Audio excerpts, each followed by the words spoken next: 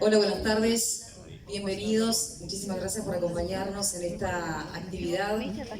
La verdad que nos alegramos por la convocatoria, pero ver caras jóvenes, creo que a quienes organizamos este evento nos cae fenomenal, ni que hablar para quienes van a estar disertando en la jornada de hoy, así que bienvenidos y vamos a hablar de un tema que no es poco relevante, sino que es muy importante, que tiene que ver con la educación y el trabajo.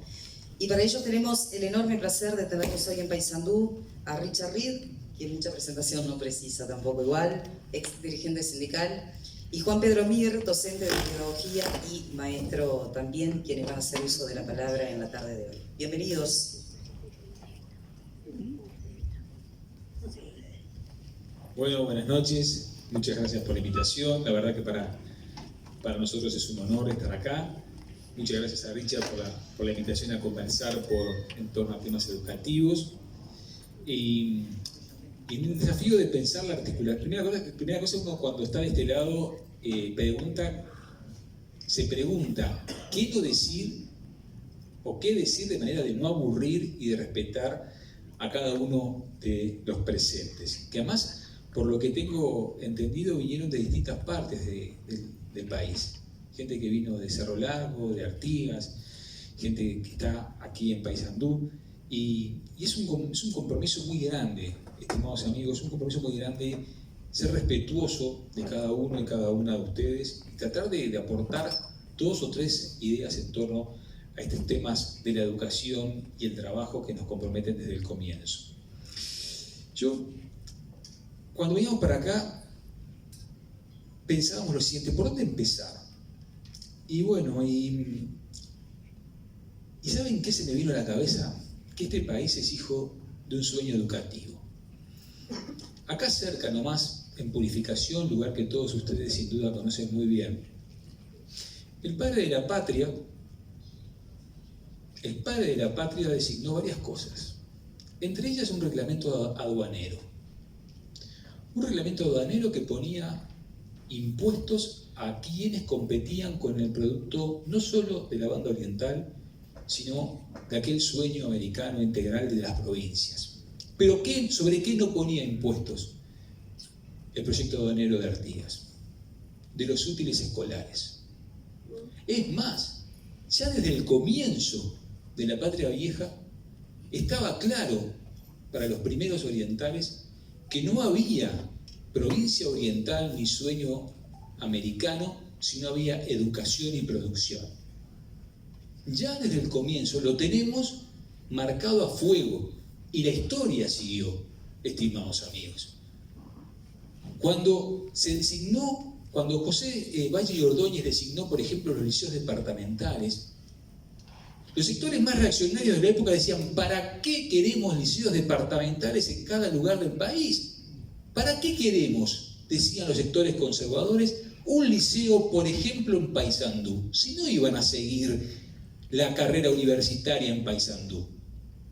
Pero aquel sueño de ese oriental, por ejemplo, José Valle y Ordóñez, con toda su tradición, decía: no, donde haya un liceo departamental va a haber una cultura, va a haber un desarrollo cultural que le va a hacer bien, más allá que los muchachos continúen o no, y las muchachas, porque se abría, por supuesto, primigeniamente a la mujer, van a seguir expandiendo la cultura. Desde otras tiendas, la tradición nacional con el maestro Julio Castro, de origen nacionalista y popular, estaba establecido el sueño de que la educación formaba parte de un proyecto de país más democrático, más inclusor, más laico, permeando. Yo no sé si ustedes, soy seguro que sí, pero Uruguay fue el primer país de América que tuvo un jardín de infantes, ¿saben? El primer país de América que tuvo un jardín de infantes a partir de la maestra catalana Enriqueta Comte y Riquet. Una cosa impensable, una joven Enriqueta que viajó a Europa porque ganó una beca y la mandó el gobierno de la época, el padre de Valle, la mandó a estudiar a Europa el modelo de los jardines en Bélgica. Y allí este país siempre apostó a la educación. Y las mejores palabras que hemos construido tienen que ver con la educación. No una educación solamente, por supuesto, para generar empleo. Y hablo de Pedro Figari y los nombres del nomenclátor se me van a acabar. Pero indudablemente no hay desarrollo nacional si no hay un fuerte compromiso democratizador, de un fuerte compromiso educativo. Ese sueño que incluye a hombres y mujeres de todas las tendencias, pero con un objetivo común, el espacio educativo como un espacio de encuentro. Y venimos de ahí, estimados amigos, venimos de ahí, esa es nuestra matriz. No hay Uruguay del siglo XXI, no hay protección de la infancia, de la juventud, si no hay construcción de un sueño educativo inclusor, integrador, laico, vinculado a un modelo de país, que tiene que ver no solamente con el trabajo, sino con el sueño, con la aspiración de vivir mejor y cuidarnos. Hoy, y comentábamos, bueno, ¿cómo va a ser que esa educación, ese país, cómo va a ser, cómo se va a construir? Y hacemos un juego pensando cómo podría ser ese futuro, porque la educación siempre fue una apuesta al futuro. Y estábamos comentando con Richard que, bueno, que el año que viene, en el 2023, van a entrar niños con 4 años. Todos esos nombres que planteó hoy Enriqueta, Pedro Figari, bueno, José Artiga, José Valle Ordóñez, José Pedro Varela, todos pensaron en el lugar del futuro. ¿Y nosotros cómo nos imaginamos el futuro? Hagamos el ejercicio de pensar para atrás, estimados amigos.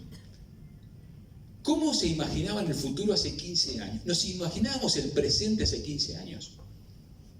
Siempre pensamos en educar para el futuro. ¿Cómo puede ser el futuro? ¿Cómo puede ser el escenario del futuro? Indescifrable. Algunas pistas tenemos, algunas buenas pistas y algunas pistas preocupantes. Ni adoradores de un futuro que no sabemos. Sí, sabemos que vamos a vivir más tiempo, seguramente. Vamos a vivir nosotros más que nuestros abuelos y nuestros hijos van a vivir más que nosotros. El promedio de vida crece. Seguramente quizá vamos a tener que trabajar más tiempo. No quiero entrar en ese tema, Richard, ahora no dejamos el tema. Pero seguramente el tema son las condiciones en que vamos a trabajar y nos vamos a vincular. ¿Cómo va a ser ese futuro? Imaginábamos hace 15 años cómo va a ser el presente, donde con este aparatito podemos acceder prácticamente a cualquier lugar del mundo. No lo imaginábamos. Y haciendo un juego de perspectiva, algunos puntos que compartíamos con Richard. Por ejemplo, el año que viene van a entrar niños, en el 2023 van a entrar alrededor de 30.000 niños van a entrar a nivel 4 años obligatorio. 30.000, 32.000 niños van a entrar. Esos niños, en el 2031, con o sin mundial que hagamos nosotros, no sé si organizamos, pero imaginémonos el Uruguay del 2031. Vamos a ser todos un poco más viejos, más panzones, más pelados quizá, pero en el 2031 esos niños van a entrar a primer año de liceo.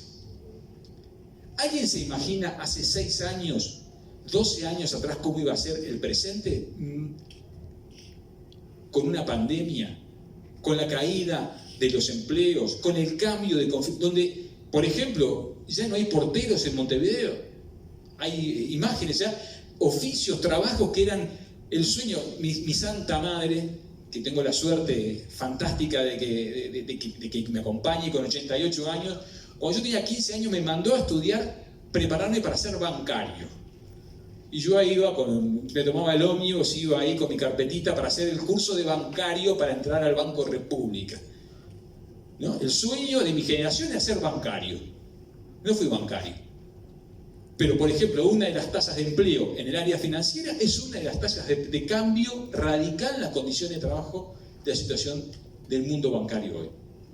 ¿Cómo va a ser ese Uruguay? ¿Cómo va a ser la enseñanza para esos chiquilines de 13 años que en el 2031 van a entrar al ciclo básico?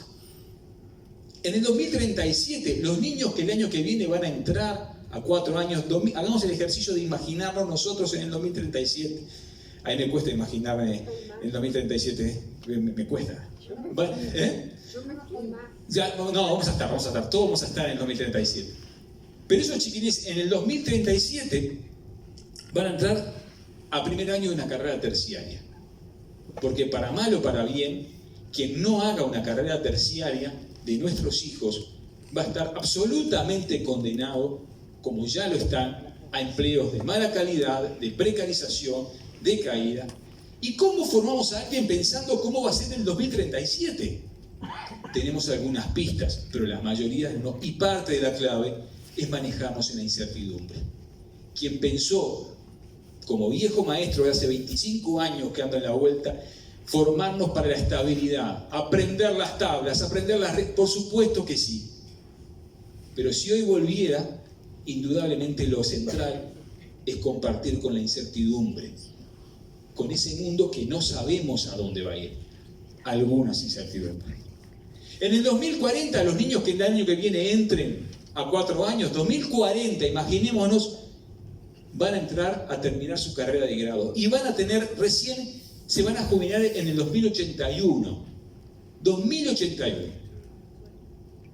Estimados, y con esto le quiero dar la palabra a Richard, yo no sé exactamente cómo va, qué va a pasar, no sé básicamente qué va a pasar en el 2081. Pero seríamos muy irresponsables, queridos amigos, queridas amigas, muy irresponsables si ya, como lo hacen los países que han procesado transformaciones estructurales, porque saben que se les va la vida en la mejora de las condiciones de vida de sus futuras generaciones, si no pensáramos en ese proceso del 2081. Usted dirá, Juan Pedro, ¿cómo vamos a pensar en el 2081 cuando estamos tan lejos? Nos obliga la situación, porque cualquiera de las transformaciones educativas merece tiempo, acuerdos a largo plazo, acuerdos, miradas de largo aliento, estadistas que piensen más allá de la curva, estadistas que se den cuenta que el apostar por la educación no da votos, no da votos, no suma votos, pero suma horizontes de país. Nuestros padres fundadores, nuestras madres fundadoras nos pasaron esa herencia. No tomarla sería una de las irresponsabilidades más grandes. Acuerdos políticos, acuerdos de actores, escuchar a los docentes, incorporar a los docentes que tenemos que participar en este proceso y asumir el mundo de la incertidumbre. Asumir que estamos educando para un mundo que no sabemos qué es. Quizá algunas cosas sí tenemos claras. Primero, el cambio. Segundo, que nuestros hijos van a tener que necesariamente manejar más de una lengua. Tercero, que el mundo, con sus problemas climáticos, con sus problemas ecológicos, tiene que ser una cuestión de peso. Cuarto, que las identidades personales, binarias, estables, estallaron. Y que nuestros hijos tienen derechos y se van a constituir con derechos y con obligaciones que los van a atravesar y los van a problematizar. Quinto, y por último, que la educación es la única herramienta para imaginar un futuro. Hay un pedagogo, y ya termino, llamado Gregorio Lurie, que dice, de lo único que no se arrepiente un sujeto es de haber estudiado. Podemos arrepentirnos de todo, pero seguramente el terminar un ciclo y el compartir con nuestros hijos un proyecto de estudio, de eso no hay arrepentimiento. ¿Cómo navegar? Bueno, es el desafío de este 2022 en una mirada a largo aliento. Muchas gracias.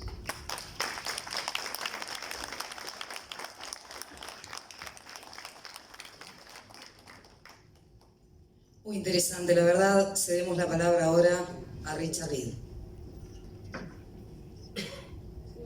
Buenas noches. Muchas gracias por la presencia.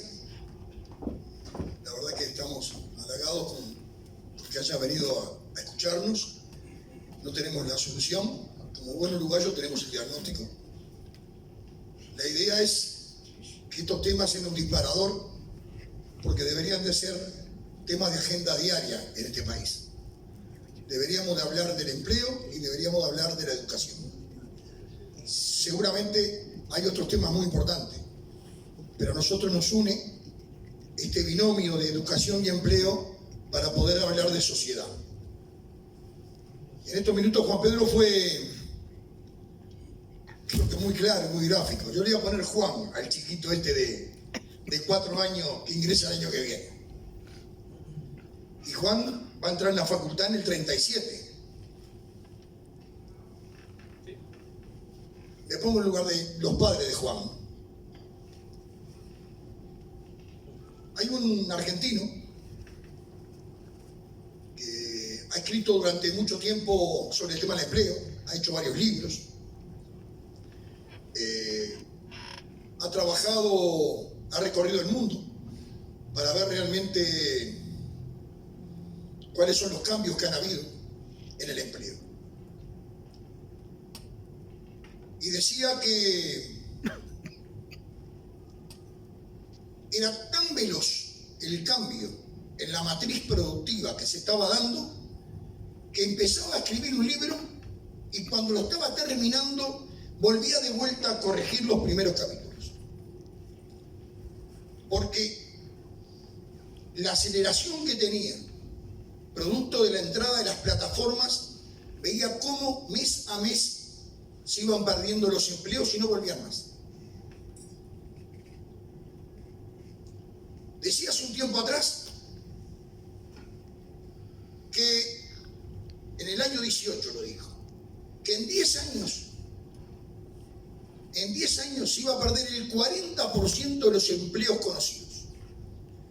Sacamos una fotografía a todos los trabajos que habían remunerados con dignidad en el 18 y en el 28 el 40% ya no estaba más.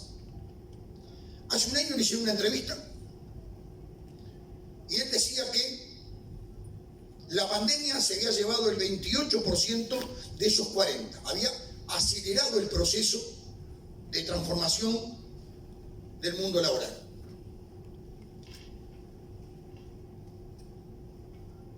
Juan Pedro citaba a los porteros. En Argentina es mucho más violento la presencia, porque uno está acostumbrado a ir a Buenos Aires, ver en la mañana a todos los porteros barriendo, baldeando las veredas. Ya no están. Son cámaras con un call center desde un lugar lejano que hacen de vigilancia en la puerta y abren y cierran.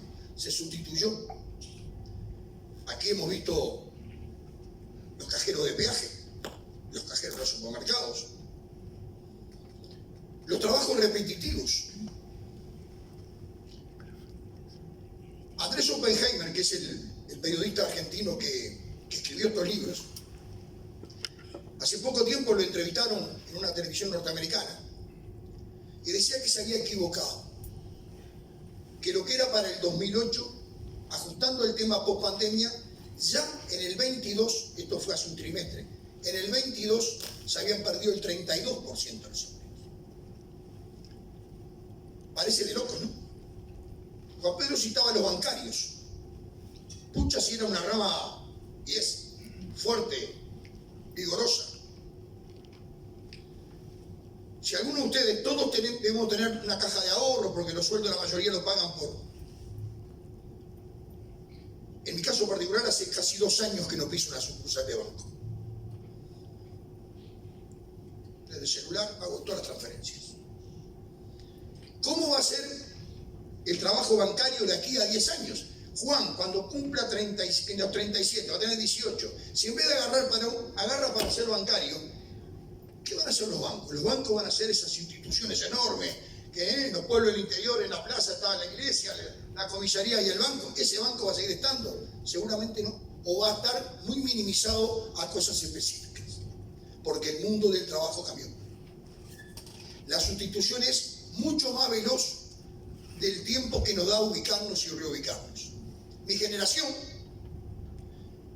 y un poquito, y la anterior a mí, vivió el proceso de la revolución industrial durante todo el siglo XX.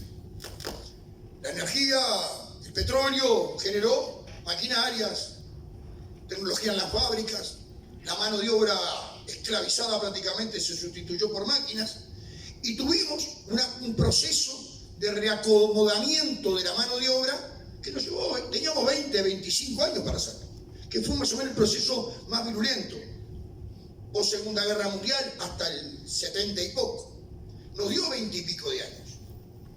Esta revolución 4.0 tecnológica ya terminó y empieza la otra, 3 años, 4 años, cuando te das cuenta que está y mientras te vas reubicando a ver cómo ya pasó y te llevó puesto.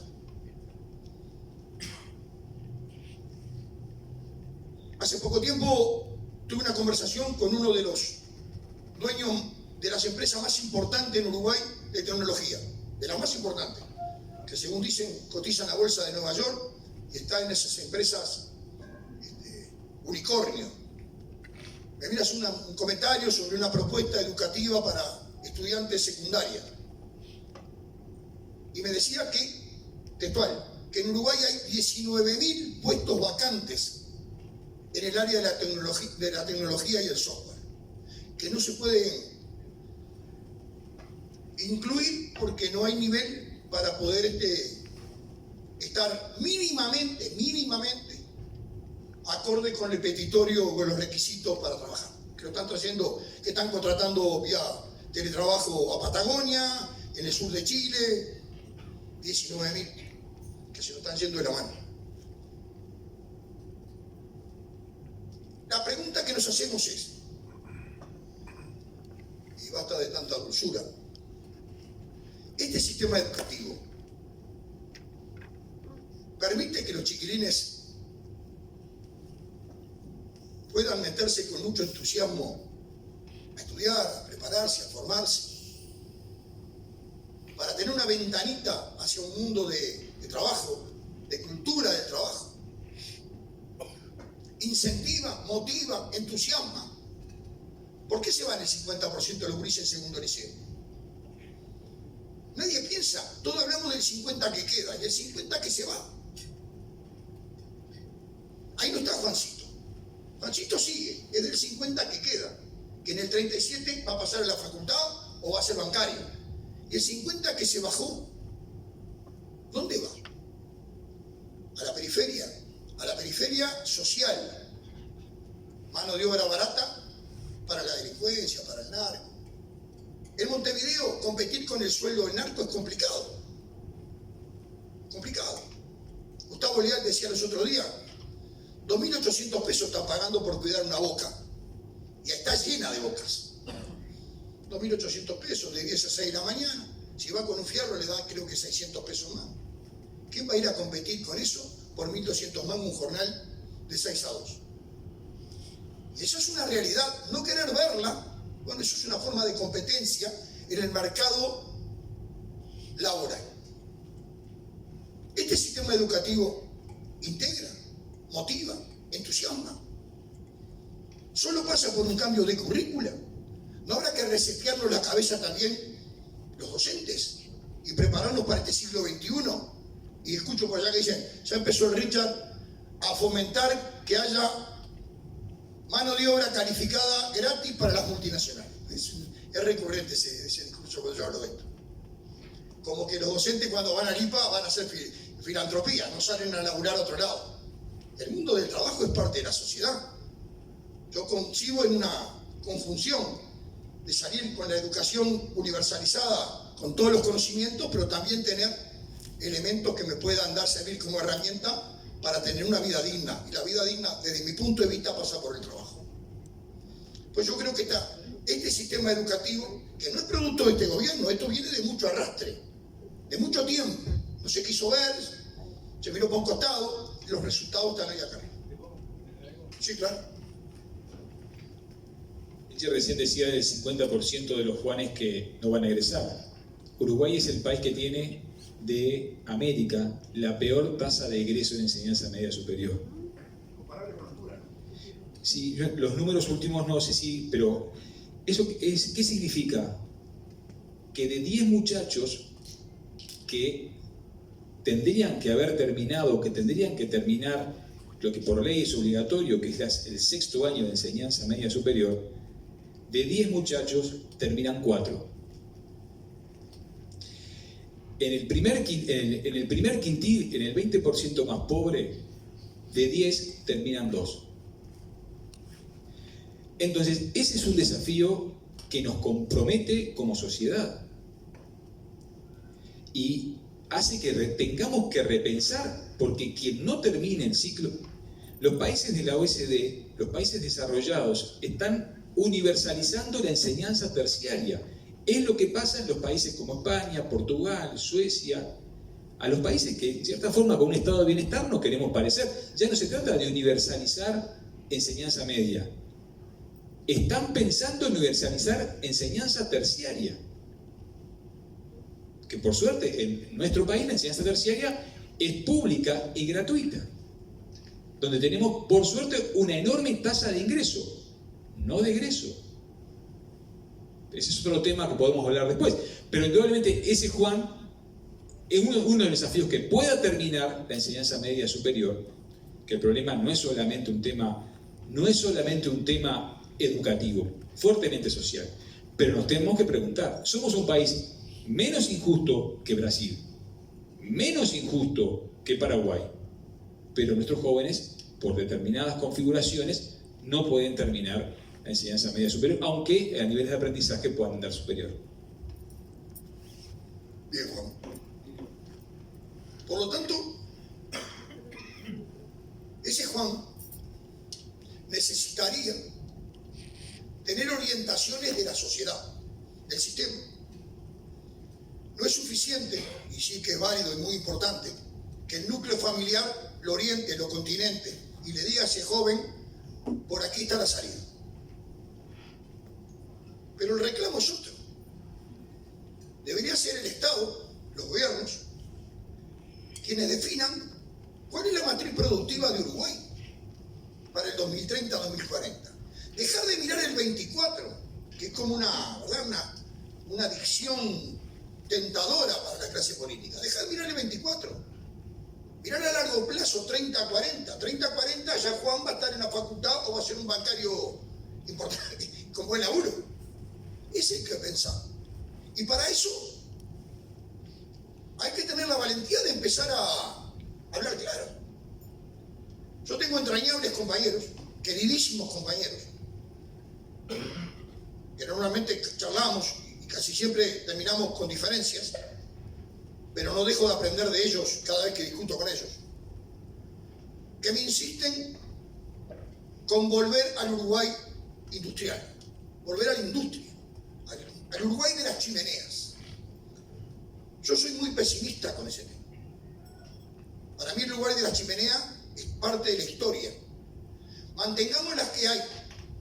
Para eso hay que reformularnos toda la discusión en el área laboral. Mantengamos las que hay, pero no pensemos que el Uruguay vuelve a las chimeneas. La industria hoy es la industria de la tecnología, es el software. Ese es el mundo del futuro, el del mañana.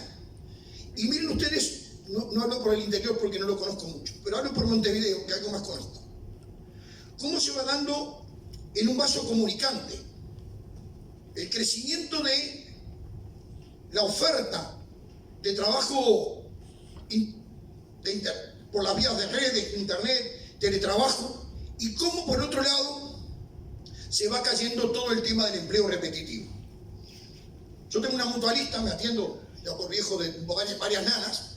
Antes yo entraba y por lo menos hablaba con 3 personas para llegar al médico. Esas 3 no están más. Yo entro a la mutualista, hay un tótem, me registro y luego por una pantalla me llaman y hablo directamente con el médico. Los 3 que estaban antes no están más. No están más. Y si dijéramos no están más, muchachos de 20, 21 años por ahí pueden seguir peleando. Pero la mayoría de no están más son de 40 a 55. ¿Dónde están? ¿Dónde lo ubicas de vuelta en el trabajo? Es una pandemia que minimizamos con porcentaje de ocupación y desocupación. Son números. Fuera de los números hay vidas reales. Y por otro lado, empiezan a haber trabajos informales. Porque cuando sucede este tipo de cosas, y no solamente en Uruguay, en otros países pasa lo mismo, crece el informalismo.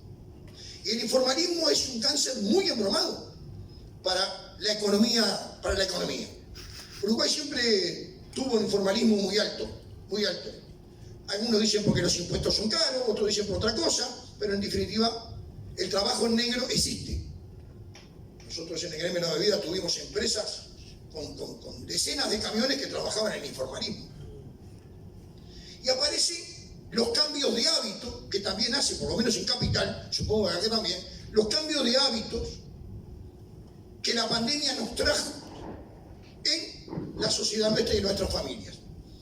El no ir al comercio, el no ir a la pizzería, el no ir a tal lado, empezó a ver muchísimos muchachos con sus motitos o pedidos ya, repartiendo a domicilio. Hablo de cientos y cientos y cientos y cientos. Ya ese comerciante que está instalado, le conviene muchas veces cerrar, trabajar a puerta cerrada y tener 2 motos en la puerta que lleven a domicilio.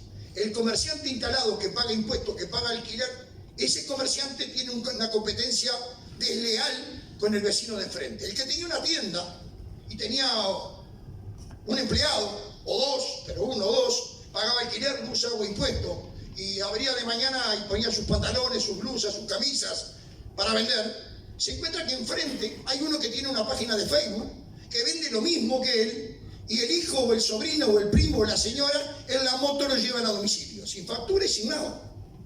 Eso ha proliferado. Esos son los cambios de hábitos, y a río revuelto ganancias pescadores, que la nueva, que esta post-pandemia trae. Por lo tanto, tenemos una situación donde el tema empleo se desdibuja y salgamos a agarrar lo que venga. No está bien, no está bien, no está bien. Debería de tomarse como política de Estado. Tan mencionado en los últimos tiempos la necesidad de juntar al sistema político y resolver los grandes temas con más, con menos, con acuerdos, con matices, pero resolverlos porque el que está esperando es la sociedad. El trabajo genuino se calcula que va a ser un 40% del trabajo real, trabajo genuino, bien remunerado, va a pedir personal calificado, con niveles de estudio importantes, y algo que también, no sé si es novedoso, pero antes te recibías, agarrabas tu título, algunos, me acuerdo, en el barrio ponían el bronce en la puerta y esperaban que llegaran. Hoy te podrás recibir, te tiran 4 huevazos ahí en la plaza, tomás unos vinos y capaz que una semana te tomás de asueto. Y al otro lunes tenés que empezar a estudiar de vuelta. El título acá y el libro en la otra mano.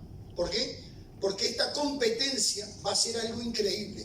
No la generamos nosotros, no la pedimos, pero es el mundo real el que exige capacitación permanente. Trabajo genuino va a requerir eso, alto nivel educativo y una capacitación permanente.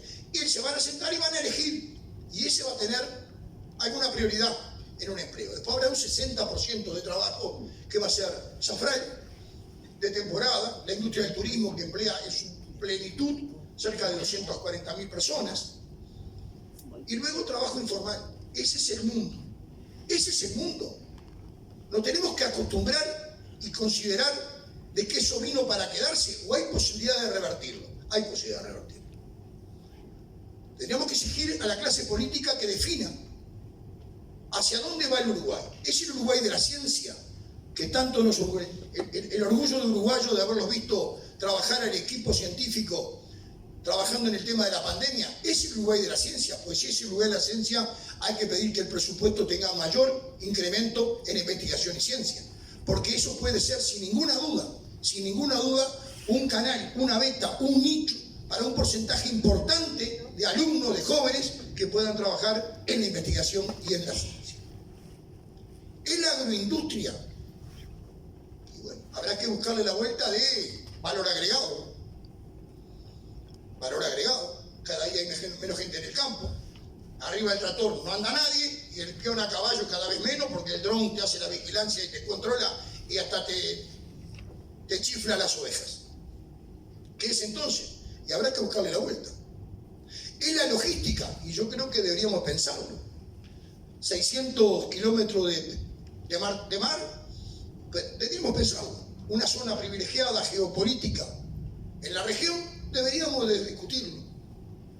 Entre el 2010 y el 2015 apareció la idea del puerto Aguas Profundas.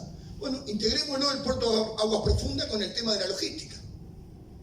Creo que hay que desmitificar algunos temas que vienen de los manuales anteriores y empezar a conversar. Y el mar territorial uruguayo, que es prácticamente casi 3 veces la superficie del Uruguay continental.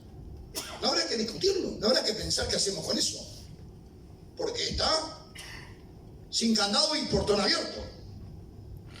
La pesca la roban todas las noches, flotas pesqueras de todo el mundo transitan por nuestro mar territorial. ¿Habrá gas? No habrá gas. ¿Habrá petróleo? No habrá petróleo.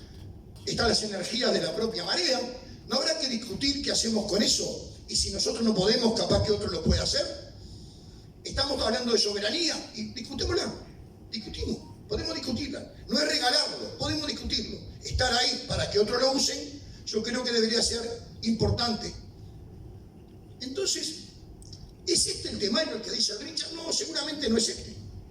Mi intención tampoco es generar una agenda de cuál debe ser el tema para discutir empleo. Mi intención es generar un disparador para que todo el mundo vea cuál es la realidad del trabajo. Y cada uno de ustedes, los que están en actividad, ver qué trabajo tienen y mirar para adelante cuánto tiempo van a durar en ese trabajo. Cuánto tiempo va a estar ese empleo, ese trabajo, esa empresa suministrándole el empleo que ustedes tienen. Porque esa es la gran duda que tenemos. ¿Hasta cuándo estamos?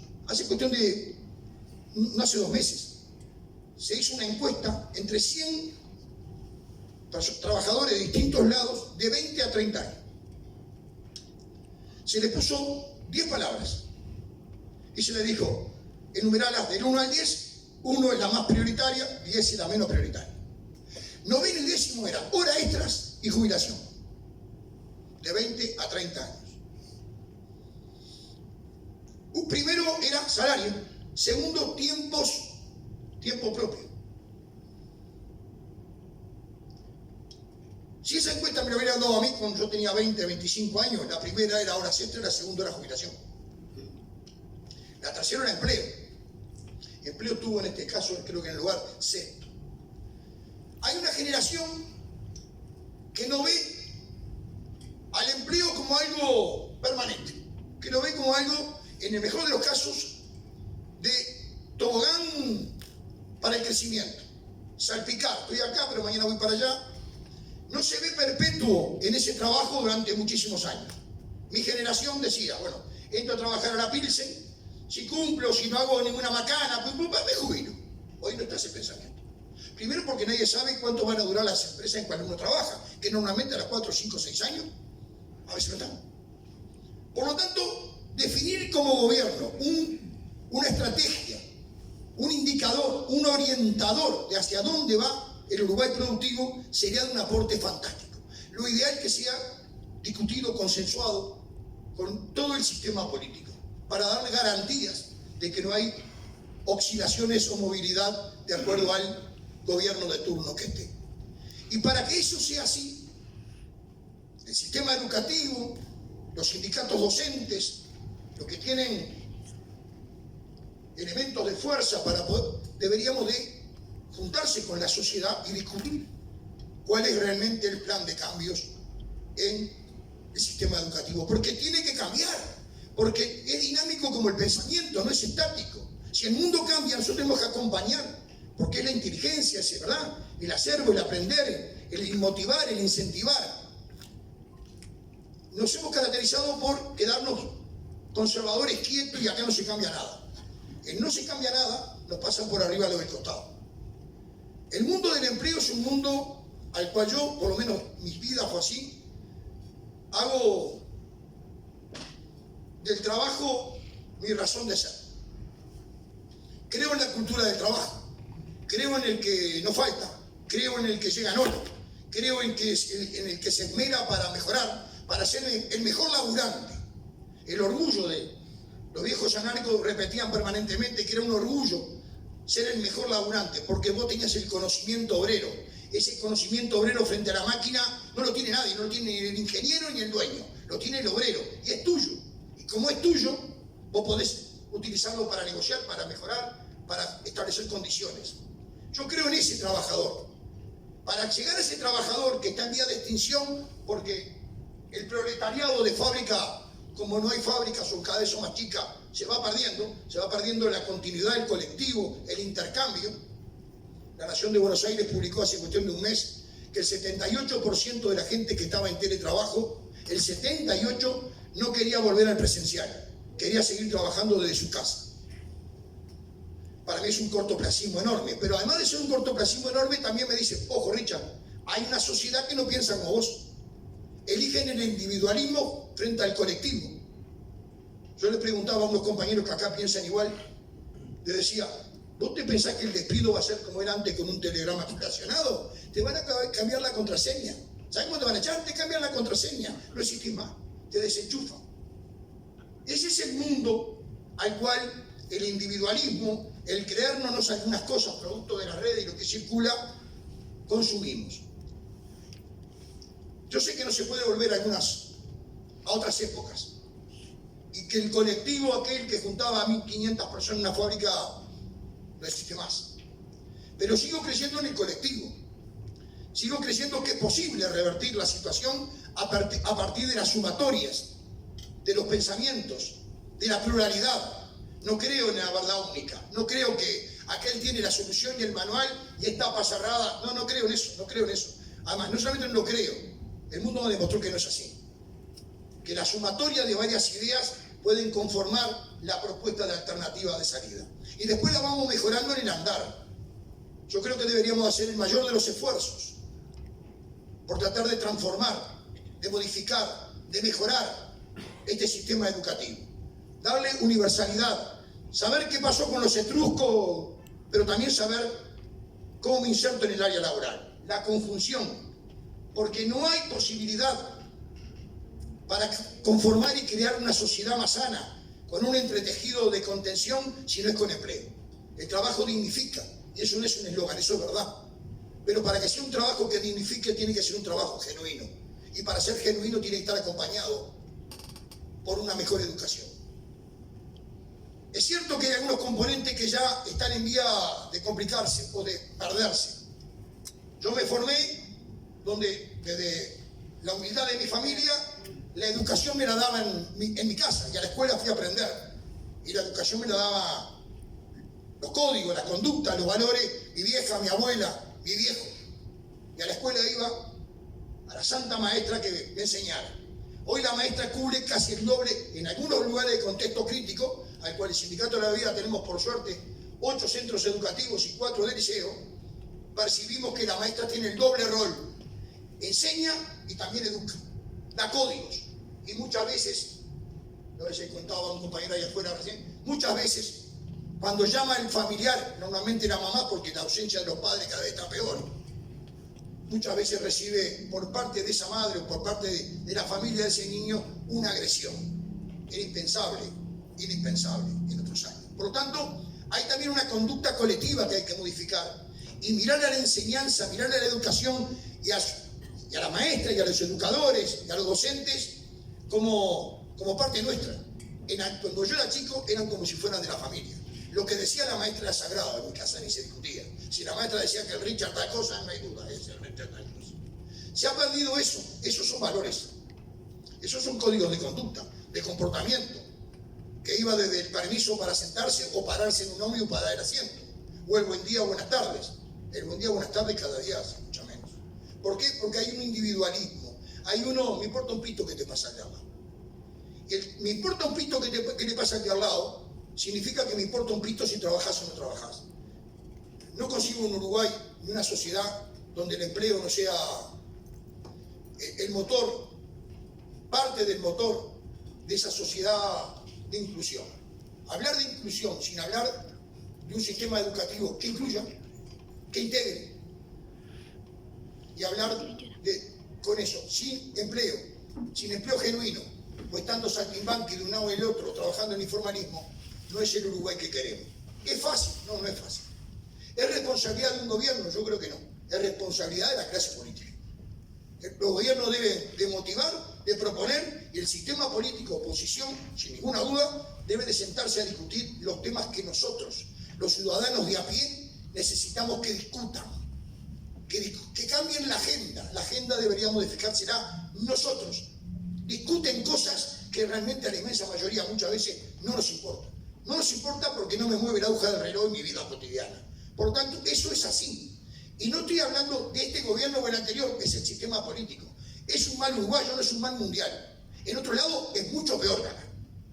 No me atan plumas. Miro a Argentina y espantado. No quiero eso para Uruguay. Por lo tanto, nos propusimos con Juan Pedro, vamos a patear un poco el chiquero. Si nos chifran, los chifran. Si bostezan, que bostecen. Y si alguno se lleva 4 o 5 ideas fuerza de esta y mañana la empieza a reproducir, valió la pena ir a pasear. Porque son los temas que hay que hablar. Son los temas que hay que hablar. porque son los temas que a Juan, que entre el año que viene tiene 4 años, le va a cambiar la vida cuando tenga 18 en el 37. Si no, no le va a cambiar la vida, porque Juan seguramente será del 50%, en el mejor de los casos, que se baje en primero, capaz que no llega a sexto. Y capaz que llega a sexto y no sabe la tabla del 3. O le da 10 palabras y no te arma nada. Y una oración no la entiende, porque no tiene comprensión lectora. Me parece que es por allí el camino. Y esa es la idea nuestra. Generar eso nada más. Yo desde el plano, mi aula, yo tengo más horas de recreo que de aula. Por lo tanto, poco tengo que aportar. Por eso vino Juan. Pero me da la sensación de que deberíamos hacer todo el esfuerzo por agendarnos los temas que para nosotros son importantes. Y lo importante para cualquiera de nosotros es crear sociedad, conformar sociedad. La sociedad se conforma en el intercambio, en la confrontación de ideas, que es buena y saludable, en el respeto y principalmente en la tolerancia con los que piensan distinto. Esa fue la idea nuestra. Muchas gracias.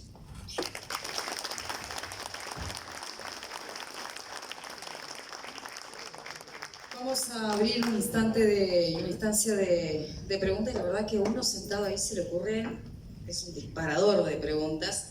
Me voy a tomar el atrevimiento de hacerla primero, yo después dejo al público, pero en mi rol de periodista, la verdad que los escuchaba y también pienso como madre, ¿no? Tengo 2 adolescentes que están estudiando. La descentralización de la educación de la universidad ha permitido que hoy en Paysandú esté la carrera de medicina y de repente tenemos 900 chicos estudiando medicina. Hablabas de la incertidumbre, hablaba Richard también del trabajo repetitivo. ¿Cómo hacemos los padres que queremos que nuestros jóvenes estudien y que los metemos o los encaminamos en lo que está a nuestro alcance hoy?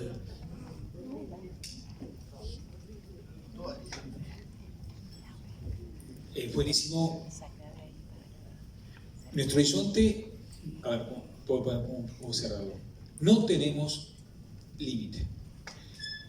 Yo no soy patriotero, pero sí tengo un convencimiento profundo que tenemos enormes posibilidades. Y la clave es el conocimiento. Y la clave, queridos compatriotas, es el conocimiento. Nosotros tenemos que dejar de pensar en los 176.000 kilómetros cuadrados, como maestro de escuela sé la cantidad de metros cuadrados que tiene Uruguay, ¿vieron, no?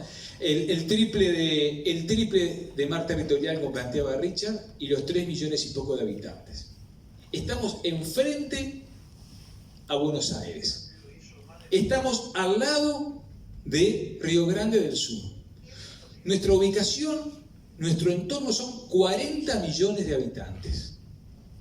En un mundo sin fronteras, en una región sin fronteras, las posibilidades que tiene, y la clave es el conocimiento. Y ese conocimiento que le va a permitir a tus hijos, en un mundo increíble, porque la descentralización no es solamente física. Hoy, para acceder al mejor docente de medicina, no tengo por qué estar presencialmente. Porque las nuevas tecnologías nos habilitan a multiplicar, sobre todo a nivel de grado y de posgrado, las posibilidades de formación y vencen los horizontes. Y el Plan Ceibal es un ejemplo de una política de Estado fantástica, revolucionaria, que habilita a ese Uruguay del 2037 que planteaba Richard. Entonces, ¿cómo motivarlos? Primero siendo claros, a nivel de sociedad, que el conocimiento y la educación es la clave para el desarrollo y la inclusión social. Quienes han hecho las cosas más o menos bien, lo tienen claro. Noruega es un fundamental productor de petróleo, pero no se están comiendo el petróleo, lo están guardando. Y crearon un fondo donde utilizan ese dinero que le da la renta petrolera pensando en el futuro, porque la clave es el conocimiento. Entonces, nosotros el pensar en el desarrollo de habilidades y descentralización y el pensar que cada joven pueda acceder a enseñanza terciaria de medicina o de cualquier otra área, es el desafío que hoy, como planteaba Richard, debe ir no al 2024, sino al 2050. Y si no lo hacemos hoy, va a ser tarde después.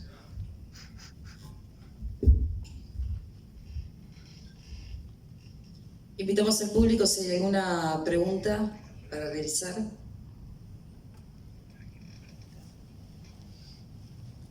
Yo estaría abajo 25 preguntas. Vamos ahí, a ver la gente de celular. Douglas. Sí. De Cerro Largo vino Douglas. Increíble. Bueno, buenas noches a todos. Ya que me sacaste calzado, la idea es cómo generar ese chip en el sistema político y en la sociedad en que el sistema educativo tiene que estar en sintonía con el mercado laboral.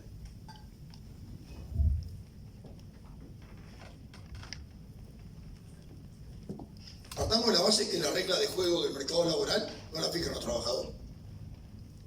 El mundo capitalista establece las pautas, como estableció el mundo industrial, la tecnología, los famosos telares, que había que prenderle fuego porque descabezaban la mano de obra. El capital es el que fija las pautas.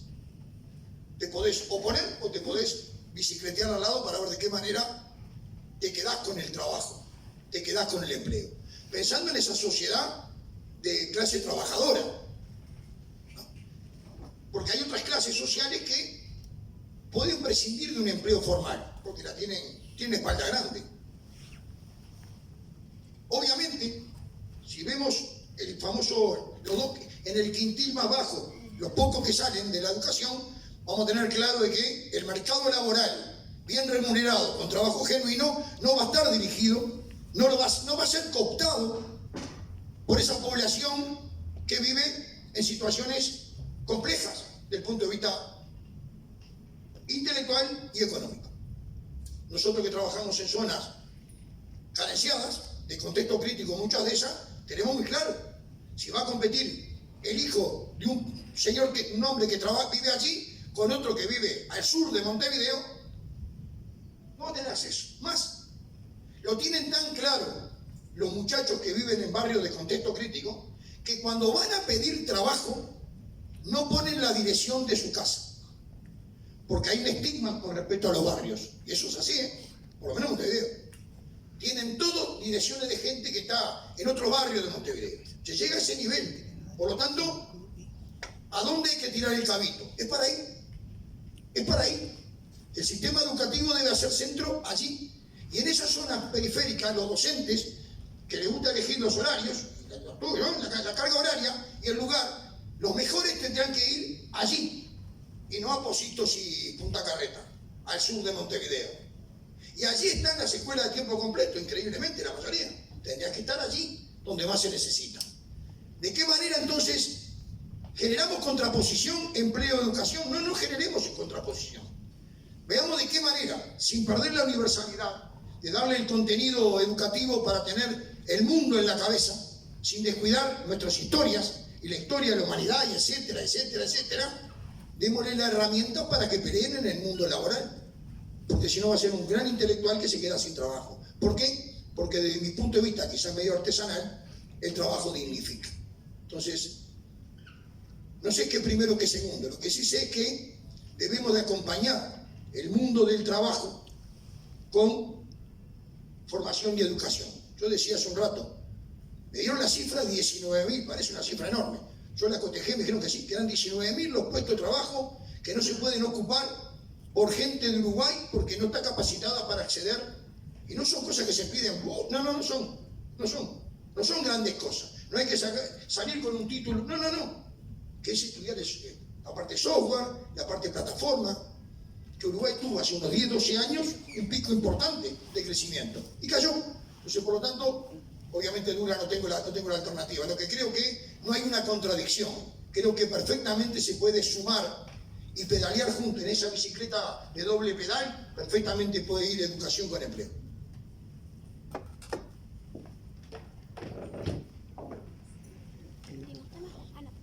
¿Alguna otra pregunta? Allá, a ver si nos acercamos con el micrófono.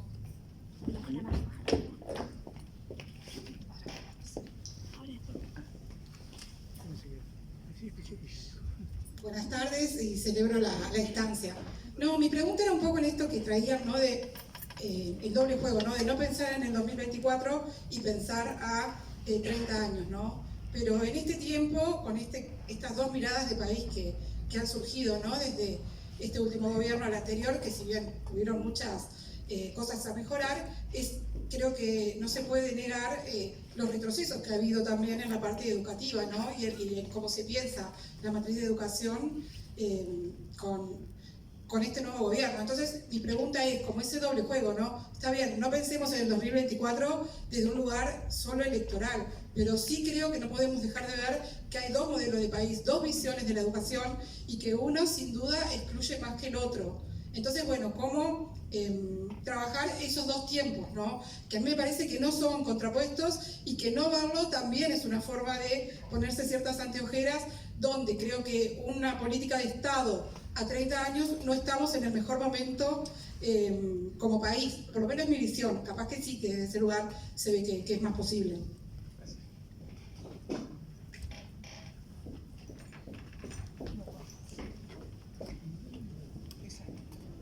Muchas gracias. Tremenda pregunta. Creo que la respuesta no va a estar a la altura de la pregunta. Voy a hacer lo posible por remar un poco nada más. Obviamente que lo esquivo, 24, 30, 40. Pero para hacer una política de Estado sobre empleo necesita más que 2 años. 2 años que van a ser ya preelectoral, donde más está armar la campaña que pensar el Uruguay país como tal. Por lo tanto, no miro para un costado, lo tengo claro. ¿Que hay 2 modelos? Hay 2 modelos. Capaz que hay 3.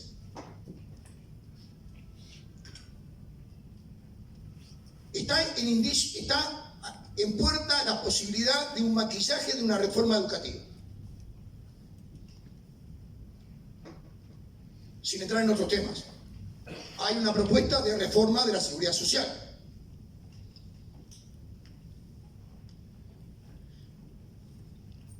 El inicio, el asomar la nariz en una reforma educativa, para mí tiene mucha valentía. Como tiene mucha valentía que pongan la reforma de la seguridad social arriba de la mesa. Muy valiente este gobierno. Realmente es valiente. Después discutamos el contenido. Con el contenido tengo mucha diferencia. Pero qué valiente de poner arriba de la mesa, porque descubrimos que las reformas que estamos hablando salieron del viernes pasado. Venimos de hace décadas hablando de reformas y nunca se hicieron. En el año 14 se propuso una reforma educativa, el cambio de ADN. Se ganó. Mayoría parlamentaria, crecimiento económico. No hubo cambio de ADN, no hubo reforma educativa. Acá hay una de las víctimas. Por lo tanto, ni pelado ni con 2 pelucas. Capaz que no hay 2, capaz que hay 3. Sí, son diferentes esta de la otra, sin ninguna duda. Y creo que esta no conduce absolutamente a nada, esta reforma. Creo que no solamente se pasa por una reforma donde cambiemos la curricular, lo curricular, no. Capaz que al botica de 12 años no puede pasar al año siguiente al liceo y capaz como en algunas provincias argentinas sigamos hasta 9º y ya por lo menos tienen una formación mayor y ya de adolescentes pueden hacer opciones. Pero también pasa por un escaneo en la cabeza de los docentes. Ayornarnos en el siglo XXI. Hacer más atractivo. Saber que la tecnología vino para quedarse. Yo tengo hijos y nietos que son de la misma edad. La magia existe, por lo tanto. Y hace un año, primeros días de octubre, Colón. Entonces, viene mi hijo y dice, pasé 40 minutos escuchando que Colón, con la barca, que con esto, que reclutó acá, que reclutó allá. Voy al Google y en 3 minutos tengo todo sobre Colón. Capaz que es mucho más fácil decir, che, preparen, infórmense sobre el tema del descubrimiento de América y pasó mañana a hacer una asamblea y un gran debate. Creo que hay que ayornarse a este mundo de hoy. Vuelan los boticas con las tecnologías, vuelan con las plataformas. Entonces, ni pelado ni con 2 pelucas. Lo del 24 es importante, siempre es importante el año electoral, porque hace a la cuestión de la propuesta. En lo que significa empleo y trabajo, no es suficiente el tiempo para resolverlo. Obviamente que sería interesante que los partidos que se presenten en las elecciones digan, en el tema empleo, esta es mi idea. En el tema de educación, esta es mi idea. Y después el electorado exigirle el 1 de marzo que empiece a poner en práctica los cambios que propuso. Hay que terminar también con el mentidero de las promesas incumplidas, porque eso hace un desgaste de la democracia. La gente empieza a dejar de creer. Entonces, me da la sensación de que, como todo uruguayo, todos sabemos cuáles son los problemas. Pero atacar algunos problemas en los años de gobierno, sabemos que no va a juntar votos, que más bien va a recibir chiflada. Una reforma de la seguridad social, haga quien la haga, pocos aplausos. ¿Es necesaria o no necesaria? Colapsó en el mundo con el sistema social. Por lo tanto, hay menos activos, más pasivos, los ingresos son distintos, país chico como el nuestro no tiene espalda económica, por lo tanto, las reformas que están planteadas desde hace mucho tiempo, yo aplaudo al gobierno que las quiera transformar. Después discutiré el contenido. Con lo que estoy conociendo hasta hoy, yo con el contenido tengo poco que ver. Pero no me interesa, no dejo de reconocer la valentía de planteársela.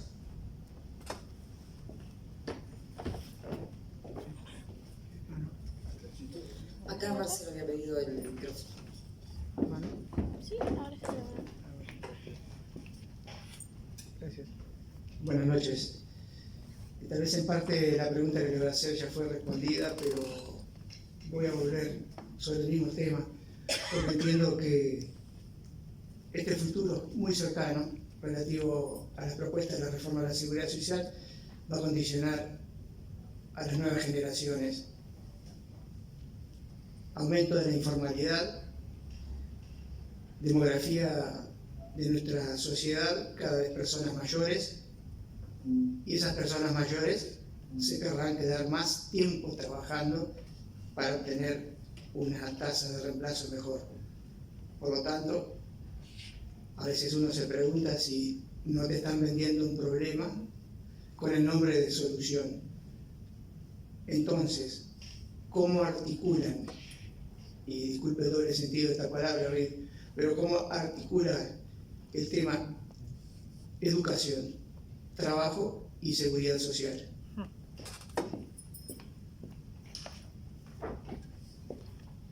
Se la pasa a Juan Pedro, si me permitís.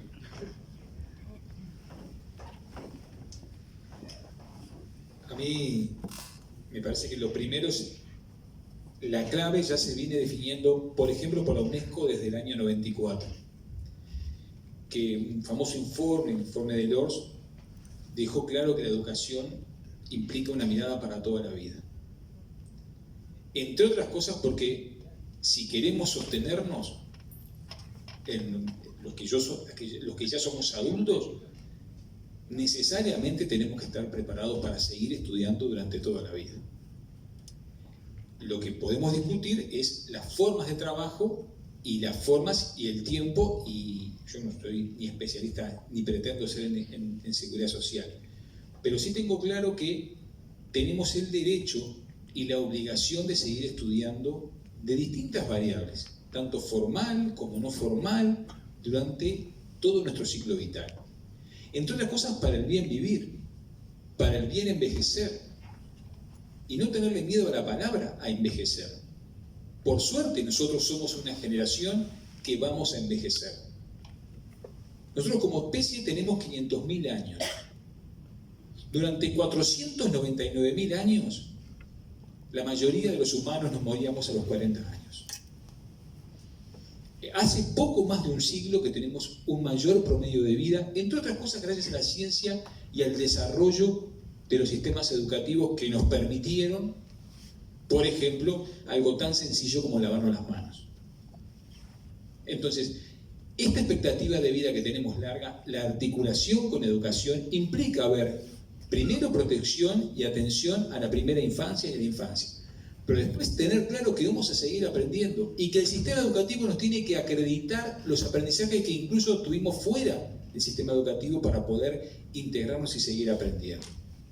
Ese es uno de los puntos donde quizá uno de los temas que como educador yo puedo visualizar de una transformación de la seguridad social, una pata que falta es la mirada de la formación y la educación para una educación durante toda la vida inclusive para el proceso de la... Nadie quiere ser viejo, ¿no? Yo sí quiero ser viejo.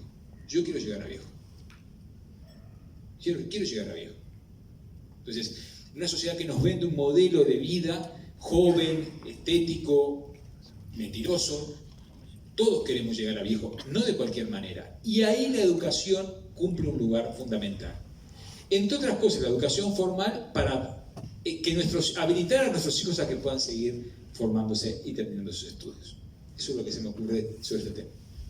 Un agregado, para no esquivarle el bulto al tema. Debemos de barajar y poner sobre la mesa y reconsiderar algunos valores o algunas consideraciones que tuvimos en la historia sobre ciertas cosas. Obviamente, yo también estoy pasado de edad para jubilarme. Y pienso en la jubilación porque aporté 55 años. Y quiero que me devuelvan parte de lo que yo puse. Pensando que es una seguridad social, que no solamente la reforma es de la jubilación. El BPS tiene otros aportes muy importantes que no están considerados hoy en la reforma en lo que significa de qué manera se van a sostener económicamente, que son las prestaciones sociales, que son enormes y muy buenas del BPS. Pero siempre pensamos en la jubilación cuando hablamos de reforma de la seguridad social. Y el Uruguay sigue quedando postergado una sociedad muy marginal que padece muchísimos problemas y que el índice de pobreza es el más alto, que son los niños. Y para esos niños el presupuesto es muy chico. En cambio, para los adultos mayores, el presupuesto es muy alto. Habrá que repensar, barajar y ser más equitativo en la distribución. Tenemos el índice de pobreza en los niños es el más alto en toda la generación de 1 a 75 años. Por lo tanto, preferiría yo, capaz que por la edad que tengo, invertir, hacer un equilibrio de inversión sin mirar el ombligo mío ni el individualismo y ver el colectivo, pensando en la sociedad del futuro, pensando en ese Uruguay del 30 al 40, qué uruguayos nos van a gobernar, qué uruguayos van a prestar el servicio y el apoyo y la labor en el territorio, pensando en eso, pensando en el Juancito que entra el año que viene al cuarto año, pensando en ellos, creo que la seguridad social debería de mirar un mundo mucho más global y no centralizada solo, como está pensada en esta reforma, en el tema de las jubilaciones. Hay otras prestaciones del BPS que son muy importantes que no están siendo contempladas en esta reforma en lo que significa de qué manera se va a sostener presupuestalmente. No sé si, la verdad, la pregunta fue muy buena, creo que la respuesta no alcanza ni ata la expectativa, pero fue lo más honesta que pude. Gracias. Gracias.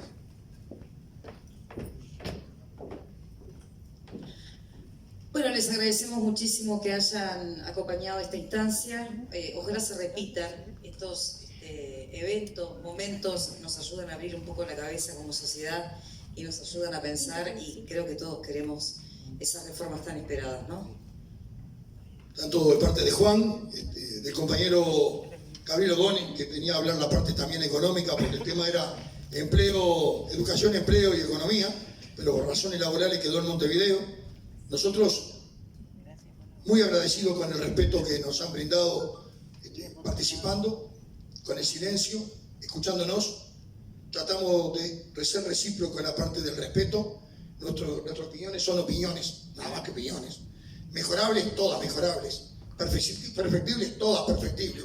La intención nuestra es que si alguno se lleva en la cabeza alguna de las ideas que mandamos, aunque no estén de acuerdo con ellas, y les permita mañana con su compañero, con su compañera, empezar a hablar de estos temas, nos sentimos totalmente reconfortados. Esa es la idea, generar como disparador que los temas importantes para los uruguayos sean de agenda para el sistema político, que lamentablemente cada día lo vemos menos. Muchísimas gracias por estar acá, muchísimas gracias por el tiempo que lo dispensaron, y bueno, volveremos en algún momento, si los compañeros de la bebida nos convocan de vuelta, estaremos por acá. Gracias a todos, muchas gracias.